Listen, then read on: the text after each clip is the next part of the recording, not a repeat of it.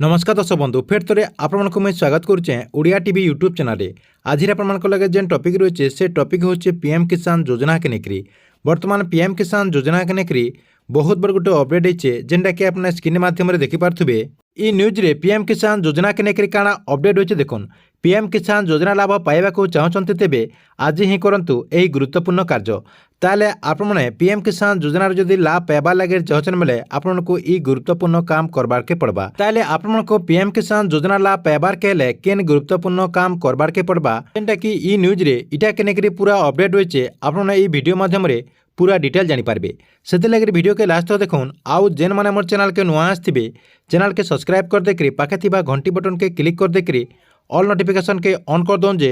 government जहाँ भी update योजना आसवा आपने ये चैनल माध्यम पहला जानीपारे पहला तो देखुन जेन मैंने पीएम किसान योजनार लाभ पाउछन से मैंने पीएम किसान योजनार 16तम किस्ती टंका पाई सारिछन जेना कि सरकार तरफ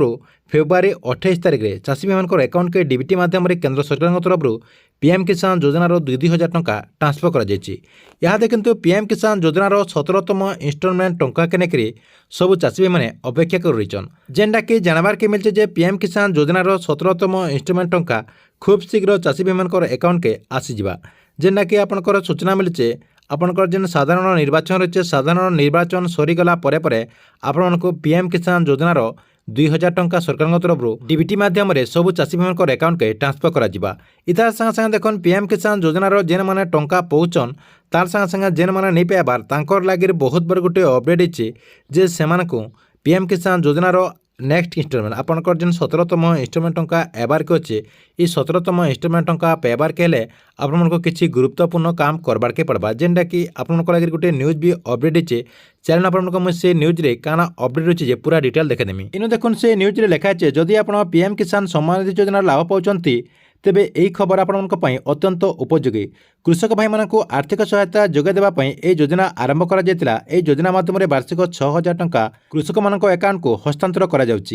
राशि कृषक मानक 3टा किस्ती 2,000 टंका लेखाएं पठा जाए एसत अनेक कृषक पंजीकरण करने योजना लाभ पाइबार सक्षम नुहति या पछरे अनेक कारण रही जदि आप एपर्यंत ई-केवाईसी किंबा जमी जांच करना तेबे तुरंत यही कार्य करनियंतु जे पर्यंत आपण यही कार्यगुड़िक संपूर्ण न करते तेबे यही किस्ती आपण पाइपारे ना तापर देखुन कारण रही आपने केन जगार इटा के आपने करें पीएम किसान योजनार जेन गवर्नमेंट वेबसाइट रही से वेबसाइट आपने करें तार संगे संगे पीएम किसान योजनार जेन एप्स रही आपंकर जेन एप्लिकेशन रही से एप्लिकेशन भी आपने करें किंबा आपंकर पाखे जेन जनसेवा केन्द्र रही से जनसेवा केन्द्र के जगह आपने करें इन देखो लिखाई है पीएम किसान ऑफिशियल जेन वेबसाइट रही सेन करें आपंकर जेन एप्लिकेशन रही तार संगे संगे जनसेवा केन्द्र परिदर्शन कर आपड़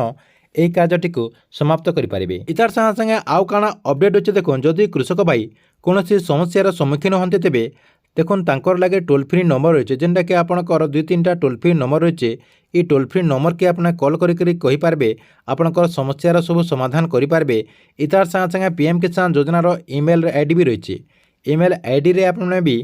आपंकर कंप्लेनटा कंप्लेन करें इतार संगे संगे पीएम किसान योजनार जेन गवर्नमेंट वेबसाइट रही से वेबसाइट के ओपन करदेला